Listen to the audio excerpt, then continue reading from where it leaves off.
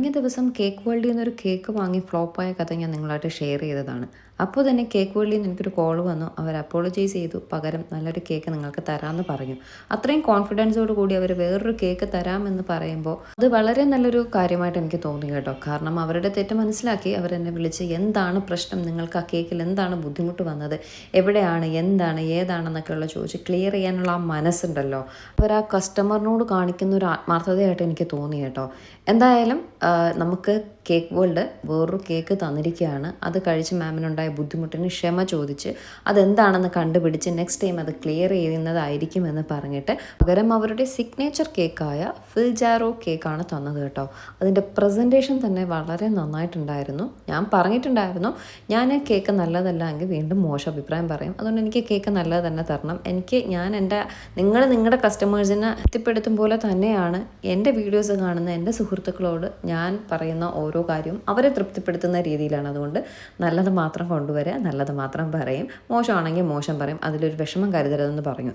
പക്ഷേ സത്യം പറയാലോ, ഈ കേക്ക് വാസ് ഔസം. അടിപൊളി ടേസ്റ്റ് ആയിരുന്നു കേട്ടോ. അടിപൊളി എന്ന് പറഞ്ഞാൽ അടിപൊളി, മസ്റ്റ് ട്രൈ ആണ് കേക്ക് വേൾഡിലെ ഈ ഒരു കേക്ക്.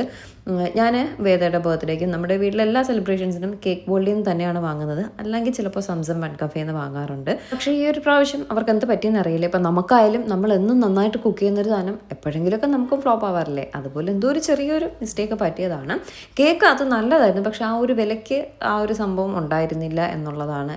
നല്ലതെന്ന് പറഞ്ഞാൽ അത്ര അടിപൊളി എന്നല്ല, കൊള്ളാം, അത്രേ ഉണ്ടായിരുന്നുള്ളൂ. ആ ഒരു വിലയ്ക്ക് ആ കേക്ക് ഉണ്ടായിരുന്നില്ല, അതാണ് ഞാൻ ഉദ്ദേശിച്ചത്. എന്തായാലും ഈ കേക്ക് അടിപൊളി കേക്ക്, അതിന് ഞാൻ ഗ്യാരണ്ടി പറയുന്നുണ്ട് കേട്ടോ. നിങ്ങൾക്ക് ഉറപ്പായിട്ടും വിശ്വസിച്ച് ഫിൽജാറോ cake signature cake of cake world ആണ് കേട്ടോ. എൻ്റെ പ്രസൻറ്റേഷനും കാര്യങ്ങളും ഒക്കെ ഇഷ്ടപ്പെട്ടു.